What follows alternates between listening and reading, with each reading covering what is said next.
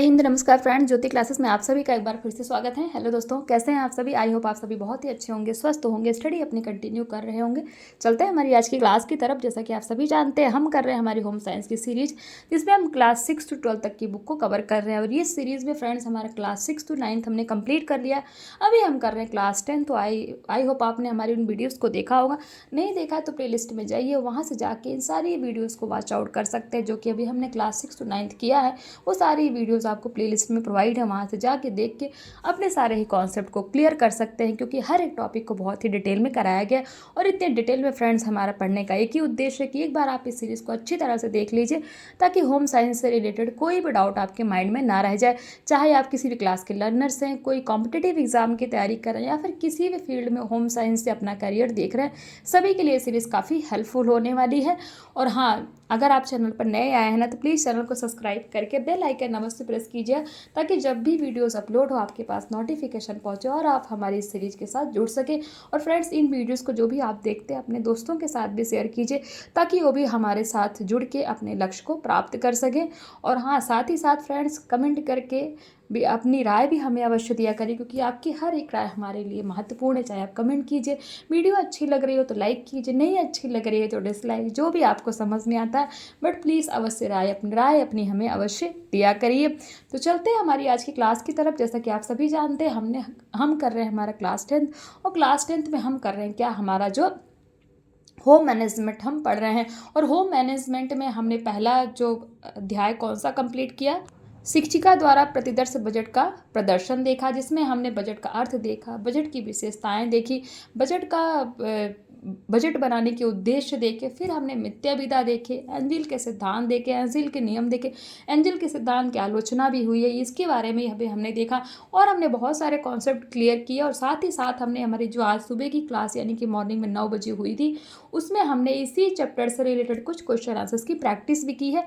I hope आपने हमारी morning की क्लास को देखा होगा। नहीं देखा तो प्लेलिस्ट में जाइए, वहाँ से आपको वो क्लास ईजिली मिल जाएगी। वहाँ से आप उस क्लास को देख करके अपने कॉन्सेप्ट क्लियर कर सकते हैं और जुड़ सकते हैं हमारी इस सीरीज के साथ। तो ये थी हमारी प्रीवियस क्लास। आई होप आपका एक बार क्विक रिवीजन हो गया होगा। चलते हैं हमारी आज की अभी की क्लास की तरफ, देखते हैं। हमारा सेकेंड चैप्टर है, होम मैनेजमेंट का ही पार्ट है, क्या आय व्यय और बचत। तो देखते हैं इसमें हम इस पूरे चैप्टर में हम कौन कौन सा पॉइंट कवर करने वाले। देखिए, पारिवारिक आय देखेंगे, पारिवारिक आय व्यय हम देखेंगे, मिथ्या विधा भी हम देखेंगे, पारिवारिक बचत के विभिन्न साधन एवं माध्यम, पारिवारिक बचत के विनियोग के अन्य माध्यम भी हम इस पूरे चैप्टर में ये सारे पॉइंट्स हम कवर करेंगे। तो चलिए फटाफट स्टार्ट करते हैं हमारी अभी की क्लास। परिवार की संपूर्ण व्यवस्था का संचालन एवं संपादन परिवार में आने वाले धन के ऊपर ही निर्भर करता है। प्रत्येक परिवार अपने सदस्यों की आवश्यकताओं की पूर्ति के लिए आर्थिक क्रियाओं के माध्यम से धन का उपार्जन करता है, जिसे उसकी आय कहते हैं। इस आय को वह अपने परिवार के सदस्यों की आवश्यकताओं की पूर्ति के लिए व्यय करता है। जब व्यय आय के अनुकूल होता है तो संबंधित परिवार सुखी परिवार की श्रेणी में आता है। यह किसी प्रकार की गृहिणी पर निर्भर करता है कि वो किस तरह से अपने आय व्यय का नियोजन कर सकती है, यानी कि उसको सही से चला सकती है। वह अपने कुशल संचालन द्वारा परिवार की आय और व्यय के बीच सामंजस्य स्थापित करे, जिससे पारिवारिक आय को मितव्ययिता पूर्वक एवं विवेकपूर्ण ढंग से व्यय करके परिवार के रहन सहन के स्तर को ऊंचा बनाया जा सके। अब देखते हैं पारिवारिक आय का अर्थ क्या होता है, पारिवारिक आय के प्रकार। हम पारिवारिक आय के बारे में हम देखते हैं। पारिवारिक आय से तात्पर्य उस धन एवं सेवाओं की प्राप्ति है जिसे परिवार के सदस्य आर्थिक क्रियाओं के संपादन एवं संचालन के द्वारा निश्चित समय के पश्चात प्राप्त करते हैं। किसी परिवार के रहन सहन के स्तर का निर्धारण उस परिवार की आय के द्वारा किया जाता है। अधिक आय जीवन के उच्चतम स्तर को निर्धारित करती है, क्योंकि अधिक से अधिक आवश्यकताओं की पूर्ति ही उच्च जीवन स्तर का सूचक है, जो उच्च आय द्वारा प्राप्त किया जा सकता है। प्रोफेसर ग्रास एवं कैंडल ने आय के बारे में क्या कहा है देखते, बहुत इंपॉर्टेंट है इनकी परिभाषा। ग्रास एवं कैंडल की देखते हैं। पारिवारिक आय मुद्रा, वस्तुओं, सेवाओं तथा संतोष का प्रवाह है, जो परिवार के अधिकारों में उसकी आवश्यकताओं व इच्छाओं को पूर्ण करने एवं उत्तरदायित्वों के निर्वाह हेतु आता है। तो ये तो है प्रोफेसर ग्रास एवं कैंडल की परिभाषा, बहुत इंपॉर्टेंट है। इसको स्ट्रांग मार्क कर लीजिए, बहुत पूछा जाता है। ये तो हमने जाना पारिवारिक आय के बारे में। अब पारिवारिक आय होती कितनी प्रकार की देख लेते हैं। नंबर 1 है प्रत्यक्ष आय, नंबर 2 अप्रत्यक्ष आय। तो देखते हैं फटाफट। प्रत्यक्ष आय के अंतर्गत वह आय आती है जो परिवार के मुखिया व अन्य सदस्यों को उनके व्यवसाय व अन्य आर्थिक प्रयासों से प्राप्त होती है, जैसे परिवार के सदस्यों का वेतन, धन निवेश से प्राप्त ब्याज, मकान का किराया आदि। इनके अतिरिक्त बोनस, शेयर्स आदि से प्राप्त लाभांश भी प्रत्यक्ष आय का एक महत्वपूर्ण हिस्सा है। प्रत्यक्ष आय नगद धनराशि के रूप में होती है। गृह अर्थव्यवस्था में प्रत्यक्ष आय का बहुत अधिक महत्व है, क्योंकि इसी आय से पारिवारिक आवश्यकताओं की पूर्ति की जाती है। यह प्रत्यक्ष आय आपको पता लग गया होगा। आप देखते हैं प्रत्यक्ष आय परिवार के सदस्यों के वेतन के अतिरिक्त प्राप्त होने वाली आर्थिक सुविधाओं एवं सेवाओं को अप्रत्यक्ष आय की श्रेणी में रखा जाता है। ध्यान दीजिएगा, परिवार के सदस्यों के वेतन के अतिरिक्त प्राप्त होने वाली आर्थिक सुविधाएं एवं सेवाएं जो होती है उनको अप्रत्यक्ष आय की श्रेणी में रखा जाता है। अप्रत्यक्ष आय के अंतर्गत निःशुल्क आवास, चिकित्सा, शिक्षा तथा यात्रा संबंधी सेवाएं आती हैं। चूंकि इन मदों पर परिवार को कोई व्यय नहीं करना पड़ता है, अतः इसे अप्रत्यक्ष आय कहा जाता है। भारत में अप्रत्यक्ष आय को महत्वपूर्ण माना जाता है, क्योंकि इस पर कोई आयकर नहीं देना होता है। ये देखिए पारिवारिक आय के साधन या स्रोत, ये एक चार्ट बन रखा है, आप इसमें देख सकते हैं। साधन स्रोत यानी कि मजदूरी से आय प्राप्ति होती है, वेतन या पगार, कृषि कार्य, हस्तकला व्यवसाय, कुटीर उद्योग या लघु उद्योग, ब्याज, पेंशन, उपहार, पशुपालन है। तो इन सभी से क्या होता है, पारिवारिक आय के ये साधन है। तो देखते हैं व्याख्या है विस्तृत रूप में। मजदूरी व्यक्ति को शारीरिक श्रम या कार्यों के बदले में जो धन या आय प्राप्त होती है उसे मजदूरी कहते हैं। यह दैनिक मजदूरी, साप्ताहिक मजदूरी व मासिक मजदूरी भी होती है। ध्यान दीजिएगा, मजदूरी कितने प्रकार की होती है। दैनिक जो रोज काम करके प्राप्त किया जाता है वो दैनिक हो गई। साप्ताहिक जो एक हफ्ते के काम करने के पश्चात जो आय प्राप्त होती है वो साप्ताहिक। और जो 1 महीने आप काम करो उसके बाद आपको पगार मिलती है वो आपकी मासिक मजदूरी हो गई। इसके उदाहरण कपड़ों पर प्रेस करना, भट्ठा मजदूर, रिक्शा चालक, ऑटो चालक, चिनाई मजदूर आदि आते हैं। वेतन या पगार पाने वाले यह पारिवारिक आय का मुख्य स्रोत माना जाता है। जब व्यक्ति मानसिक श्रम अधिक करता है तो प्रतिफल में मिलने वाली आय वेतन कहलाती है। यह योग्यता एवं अनुभव के अनुसार कम या ज्यादा हो सकती है। वेतन या पगार की धनराशि निश्चित होती है। अब आप देख लीजिए वेतन किसको किसको मिल सकता है। जैसे बैंक के कर्मचारी हो गए, गार्ड हो गया, चपरासी हो गया, अध्यापक हो गया, अभियंता, वकील, सरकारी एवं बहुत सारे अरे जैसे ये सारे लोग जो सरकारी होते हैं वो हमारे क्या उनको वेतन या पगार मिलती है। अब कृषि कार्य करके कैसे आय प्राप्त की जा सकती है देखते हैं। यह पारिवारिक आय का अत्यंत लोकप्रिय साधन है। भारत एक कृषि प्रधान देश है, अतः कृषक द्वारा अपनी भूमि पर फसलें उगाना कृषि कार्य कहलाता है। जैसे खेतों में विभिन्न प्रकार की फसलें उगाना, जैसे मानसूनी फसलें, फल, सब्जियां आदि। हस्तकला व्यवसाय आय प्राप्ति का द्वितीयक स्रोत। ध्यान दीजिएगा, जो हस्तकला व्यवसाय है वो आय का द्वितीयक स्रोत है। इसे द्वितीयक स्रोत की श्रेणी में इसलिए रखा जाता है क्योंकि घर में खाली बैठी महिलाएं या पुरुष अपनी हस्तकलाओं के माध्यम से पारिवारिक आय में वृद्धि करते हैं, जिनके अंतर्गत हस्त निर्मित उत्पादों का सृजन किया जाता है। जैसे टोकरियां बनाना, कढ़ाई बुनाई, सिलाई, मिट्टी के बर्तन बनाना आदि। ये सब किसके अंतर्गत आते हैं, हस्तकला व्यवसाय के अंतर्गत आते हैं। और हस्तकला व्यवसाय को कौन सी श्रेणी में रखा जाता है, तो आय के द्वितीयक श्रेणी में रखा जाता है। तीसरा है कुटीर उद्योग या लघु उद्योग से किस तरह से आप आय प्राप्त कर सकते हैं देखते हैं। आय के साधन का यह अन्य रूप है। इस उद्योग को छोटे स्तर पर प्रारंभ किया जा सकता है, अतः इस व्यवसाय के लिए अधिक पूंजी की आवश्यकता नहीं होती। जो हमारे कुटीर एवं लघु उद्योग होते हैं इनके लिए बहुत ज़्यादा पैसा हो आपके पास ऐसा जरूरी नहीं है। इनके देख लेते हैं एग्जाम्पल क्या है कुटीर उद्योग एवं लघु उद्योग के। मत्स्य पालन जिसको मछली पालन बोलते हैं, मुर्गी पालन, सुअर पालन, मधुमक्खी पालन आदि। अब ब्याज से किस तरह से आप आय प्राप्त कर सकते हैं देखते हैं। निवेशित धन के बदले जो ब्याज प्राप्त होता है वह आय प्राप्ति का साधन है। ब्याज के बारे में आप सभी अवगत होंगे। निवेशित धन से अर्थ बैंक में जमा धनराशि, पोस्ट ऑफिस में जमा धनराशि या किसी व्यक्ति को निश्चित समय के लिए दिए उधार ऋण की धनराशि से है, जिस पर निश्चित समय या नियमित अंतराल पर कुछ पैसे की प्राप्ति होती है। एग्जाम्पल है किसी बैंक में जमा धनराशि, पोस्ट ऑफिस में जमा रकम, नगद पैसा, ब्याज पर चलाना आदि। अब पेंशन से कैसे आय प्राप्त होती है देखते हैं। सेवानिवृत्ति के पश्चात कर्मचारियों को मिलने वाली एक नियमित आय को पेंशन कहते हैं, सभी को पता है। सरकारी सेवक, सरकारी गार्ड या रेलवे कर्मचारी है, कोई भी आ सकता है इसमें जिसको पेंशन मिलती है, वो गवर्नमेंट का होना चाहिए। पशुपालन, पशुपालन को आय प्राप्ति का पारंपरिक साधन माना जाता है। उदाहरण गाय, भैंस, बकरी आदि पशु घरों में पाले जाते हैं, जैसे दूध बेचना, मांस बेचना, जानवरों के बच्चे बेचना, यानी कि ये सब करके भी आप अपनी आय का साधन बना सकते हैं। उपहार, किसी उत्सव या संस्कार के अवसर पर प्रियजनों को दी जाने वाली भेंट उपहार कहलाती, सभी को पता है। माता पिता द्वारा दिया गया भेंट स्वरूप, चेक, विवाह, जन्म दिवस, शादी की सालगिरह आदि, इससे भी आपको जो है आपकी आय प्राप्त होती है। तो ये तो हमने देखे किसके बारे में, पारिवारिक आय के साधन के स्रोत कौन कौन से हैं, देखे कौन कौन से हैं। मजदूरी हमने देखी, वेतन का पगार, कृषि कार्य, हस्तकला व्यवसाय, कुटीर उद्योग या लघु उद्योग, ब्याज, पेंशन, उपहार, पशुपालन, ये जितने भी पॉइंट्स हमने देखे, यानी कि इन सभी के द्वारा आपकी पारिवारिक आय हो सकती है। आप इन सभी के द्वारा पारिवारिक आय अपनी कर सकते हैं। अब देखते हैं जो पारिवारिक आय है उसकी विशेषता देख लेते हैं। तो फ्रेंड्स, पारिवारिक आय परिवार के रहन सहन के स्तर को निर्धारित करती है। यह आवश्यक नहीं कि सभी परिवारों की आय का प्रवाह समान रहे। जैसे कुछ परिवारों में वर्ष के कुछ माह में ही आमदनी होती, कुछ परिवारों में आय कम होती और कुछ परिवारों में एक निश्चित आय प्रति माह या प्रति वर्ष आती रहती है। तो अतः आय की कुछ निम्नलिखित विशेषताएं। नंबर 1, पारिवारिक आय किसी भी देश के राष्ट्रीय आय पर निर्भर करती है। पारिवारिक आय का राष्ट्रीय आय से निश्चित संबंध होता है, अतः राष्ट्रीय आय के घटने या बढ़ने की स्थिति में पारिवारिक आय भी उसी अनुपात में घटती या बढ़ती रहती है। नंबर 2 है, पारिवारिक आय में व्यवसाय के अनुसार भिन्नता पाई जाती है। कुछ व्यवसाय को करने से आय अधिक एवं कुछ व्यवसाय को करने से आय कम प्राप्त होती है। जैसे शिक्षक की आय प्रायः वकील या चिकित्सक वर्ग की आय से कम होती है।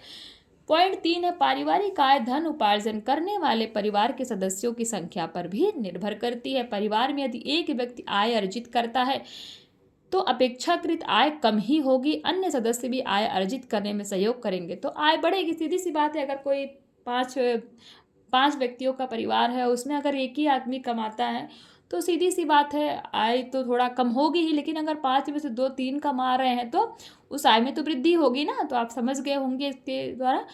और पॉइंट 4 है, पारिवारिक आय परिवार के सदस्यों की योग्यता व शिक्षा पर निर्भर करती है, क्योंकि शिक्षित परिवार की आय अधिक होती है। योग्य सदस्य अपनी विवेक के आधार पर पारिवारिक आय में निरंतर वृद्धि करता रहता है। अब इन्हीं से रिलेटेड कुछ क्वेश्चन देख लीजिए। क्वेश्चन 1 है, पारिवारिक आय परिवार के रहन सहन के स्तर को प्रभावित करती है, सत्य या असत्य बताइए। आप बता सकते हैं। क्वेश्चन 2 है, बोनस, शेयर्स आदि किस आय का हिस्सा होते हैं बताइए। 2 तरह की आय हमने पढ़े ना, प्रत्यक्ष अप्रत्यक्ष। तो जो बोनस, शेयर है ये किस प्रकार के आय के अंतर्गत आते हैं बताइए। क्वेश्चन 3, अप्रत्यक्ष आय के अंतर्गत कौन कौन सी सेवाएं आती है। और क्वेश्चन 4, कुटीर उद्योग का एक उदाहरण बताइए। हमने देखा ना अभी कुटीर उद्योग, आप ऊपर भी देख सकते हैं। तो ये हमने देख लिया पारिवारिक आय की विशेषताएं। नेक्स्ट हमारा है पारिवारिक व्यय। अब देखते हैं, आय तो हमने देख लिया, उसकी विशेषताएं भी देख ली, अब पारिवारिक व्यय देख लेते हैं। एक परिवार की आय का वह अंग जो एक निश्चित अवधि में परिवार की विभिन्न आवश्यकताओं की पूर्ति के लिए व्यय यानी कि खर्च किया जाता है, पारिवारिक व्यय कहलाता है। पारिवारिक व्यय को निम्न प्रकार परिभाषित किया जा सकता है। किसी निश्चित अवधि में संबंधित परिवार द्वारा अर्जित आय के उस अंश को पारिवारिक व्यय माना जा सकता है जो परिवार के सदस्यों की विभिन्न आवश्यकताओं की पूर्ति के लिए खर्च हुआ है। पारिवारिक व्यय के प्रकार देख लेते हैं। नंबर 1, निश्चित व्यय। नंबर 2, अर्धनिश्चित व्यय। नंबर 3, अन्य व्यय। और नंबर 4, आकस्मिक व्यय। ये 4 प्रकार हमने देखे किसके बारे में, पारिवारिक व्यय के बारे में। आप सभी को एक एक करके डिटेल में समझ लेते हैं। नंबर 1 है हमारा निश्चित व्यय। इसके अंतर्गत उन पारिवारिक व्ययों को सम्मिलित किया जाता है जो पहले ही निश्चित होते हैं तथा जिनका पूर्व ज्ञान होता है। उदाहरण, बिजली का बिल, दूध का बिल, मकान का किराया, बच्चों के स्कूल के फीस, राशन का बिल आदि। प्रत्येक स्थिति में यह व्यय अनिवार्य होता है। नंबर 2, अर्धनिश्चित व्यय। इसके अंतर्गत उन मदों को रखा जाता है जिन्हें प्रतिमाह व्यय करना तो निश्चित होता है, परंतु उनकी मात्रा आय के घटने या बढ़ने तथा परिस्थितियों के परिवर्तन पर निर्भर करती है। उदाहरण, वस्त्र एवं भोजन पर होने वाला व्यय। नंबर 3 है अन्य व्यय। अन्य व्यय के अंतर्गत उन व्ययों को शामिल किया जाता है जिन्हें व्यक्ति अपनी सुविधाओं में विस्तार के लिहाज से सम्मिलित करता है। इन व्ययों को घटाया या बढ़ाया जा सकता है। उदाहरण, गाड़ी, मनोरंजन एवं विलासिता से संबंधित वस्तुओं आदि पर पर व्यय करें तो उसे अन्य व्यय की श्रेणी में रखा जाता है। और नंबर 4 है आकस्मिक व्यय।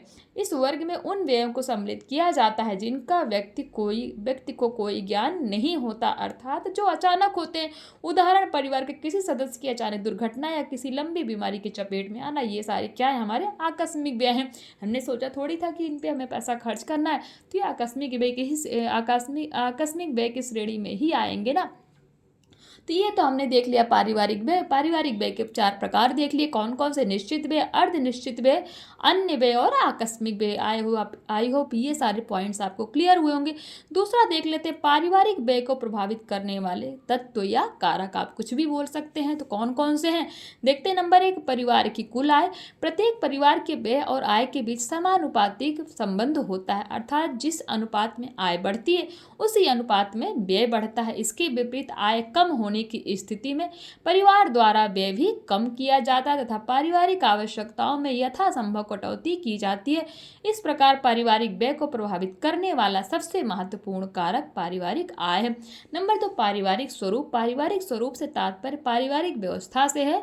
भारत में सामान्यतः 2 प्रकार की पारिवारिक व्यवस्था प्रचलित है, संयुक्त परिवार व्यवस्था एवं स्वतंत्र या एकाकी परिवार व्यवस्था। ध्यान दीजिएगा, एकाकी परिवार को स्वतंत्र परिवार भी कहा जाता है। संयुक्त परिवार में सभी सदस्य मिलजुल कर व्यय करते हैं, जिससे आवास, ईंधन, प्रकाश इत्यादि पर व्यय कम होता है, किंतु एकाकी परिवार में अलग रहने पर ये सभी व्यय अलग अलग करने पड़ते हैं। इस प्रकार पारिवारिक स्वरूप पारिवारिक व्यय को अधिक प्रभावित करता है। नंबर 3 है रूढ़िवादी परंपराएं। पारिवारिक व्यय धार्मिक परंपराओं द्वारा प्रभावित होता है। कुछ परिवारों में आय का कुछ भाग धार्मिक अनुष्ठानों एवं प्राचीन मान्यताओं पर अधिक व्यय किया जाता है, जिससे गृह प्रबंधन पर भी प्रभाव पड़ता है। नंबर 4 है रहन सहन का स्तर। परिवार के रहन सहन का स्तर भी व्यय को प्रभावित करता है। व्यक्ति अपनी आवश्यकताओं की पूर्ति कम आय में कर सकता है, किंतु रहन सहन के स्तर को उच्च बनाए रखने हेतु व्यक्ति को धन व्यय करना ही पड़ता है। नंबर 5 है बालकों पर व्यय। बालकों पर होने वाले व्यय पारिवारिक व्यय को प्रभावित करते हैं। जिस परिवार में बालक 1 या 2 होंगे वहां संभवतः व्यय कम होगा, तथा जिस परिवार में बालकों की संख्या 3 या 4 होगी वहां व्यय भी अधिक होगा।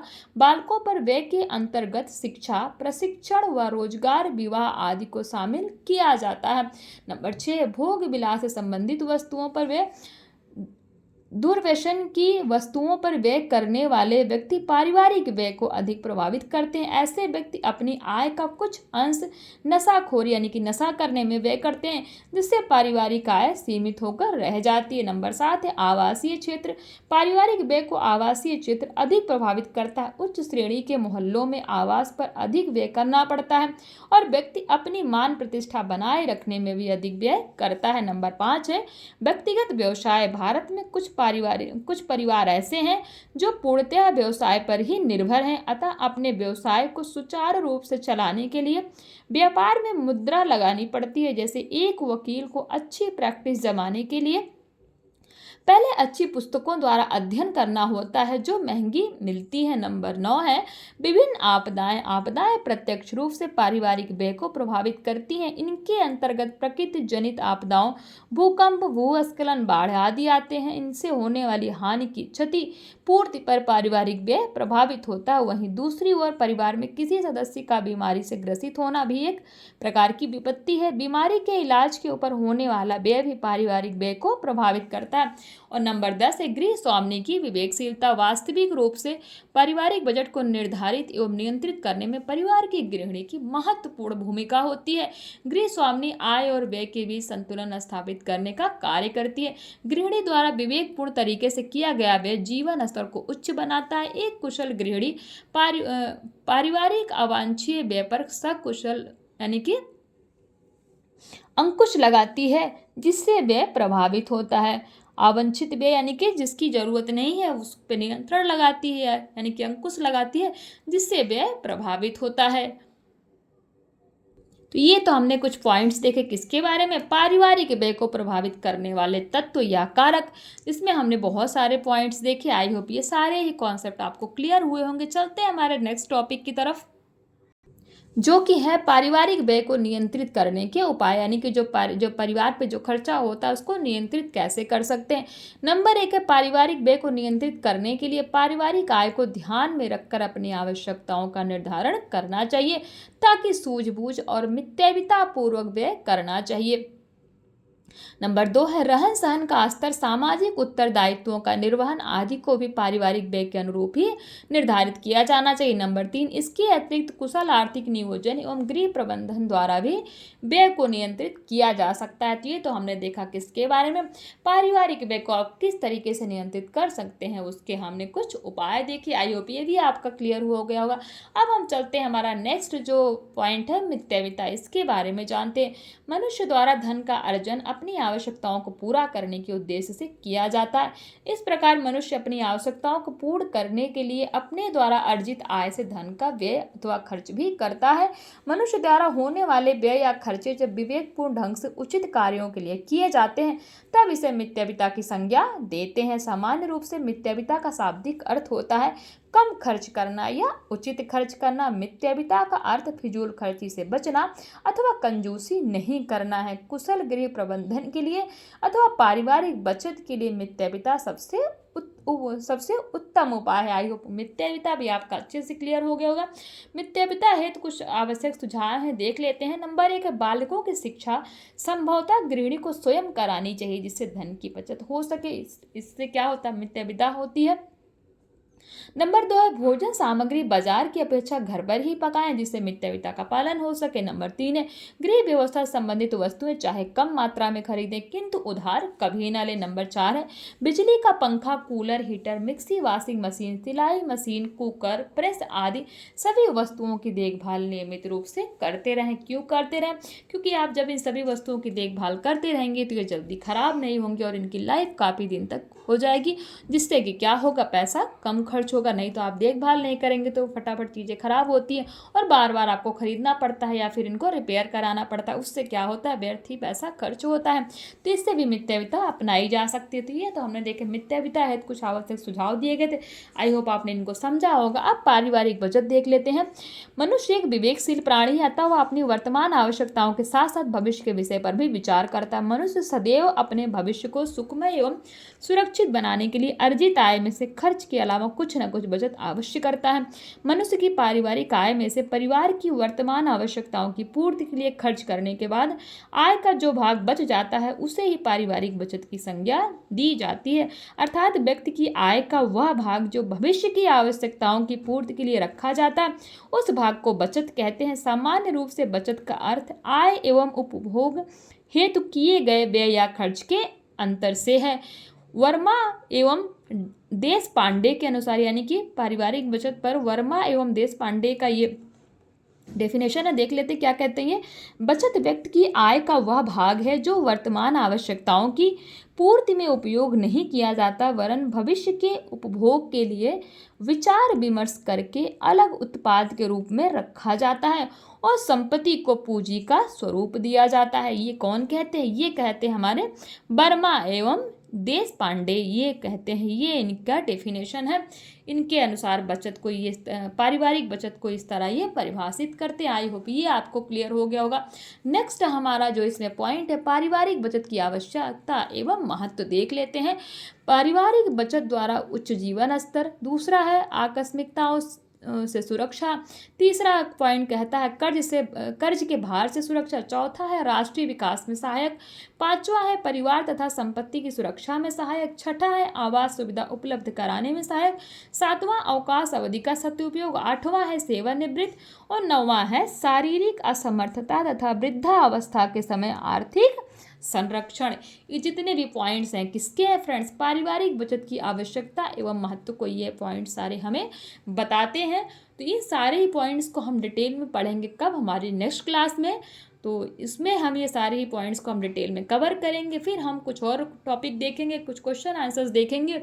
तो आई होप आज की क्लास आपको अच्छी लगी होगी, आपके कॉन्सेप्ट क्लियर होंगे हैं। जो भी हमने अभी पढ़ा है मितव्ययिता के बारे में, मितव्ययिता है तो आवश्यक सुझाव हमने देखे, पारिवारिक बचत देखा, पारिवारिक व्यय को नियंत्रित करने के उपाय देखे। हाँ, ये सभी हमने जो पढ़ा है, आई होप ये सारे ही कॉन्सेप्ट आपके क्लियर हो गए होंगे। अगर क्लास अच्छी लग रही हो तो प्लीज़ चैनल को सब्सक्राइब कर लीजिए इसी तरह हमारे साथ बने रहने के लिए, और बेल आइकन को अवश्य प्रेस कीजिए जैसे जब भी वीडियो अपलोड होती है आपके पास नोटिफिकेशन पहुंचे। और हाँ फ्रेंड्स, मैंने क्या बोला, अपनी राय भी दिया करिए। अगर क्लास अच्छी लग रही है तो लाइक कीजिए, क्यों कंजूसी करते हैं, नहीं अच्छी लग रही तो डिसलाइक भी कीजिए, उसमें भी कंजूसी की आवश्यकता नहीं है। बट अपनी राय हमें अवश्य बताइए प्लीज़, आप सभी से रिक्वेस्ट है, रिस्पॉन्स किया करिए। तो मिलते हैं हमारी नेक्स्ट क्लास में, जिससे हम ये पारिवारिक बचत की आवश्यकता एवं महत्व से रिलेटेड ये सारे पॉइंट्स जो हमने देखे ना, इनको डिटेल में पढ़ेंगे। और तब तक के लिए जय हिंद, नमस्कार। हंसते रहिए, मुस्कुराते रहिए, एक दूसरे की हेल्प करते रहिए।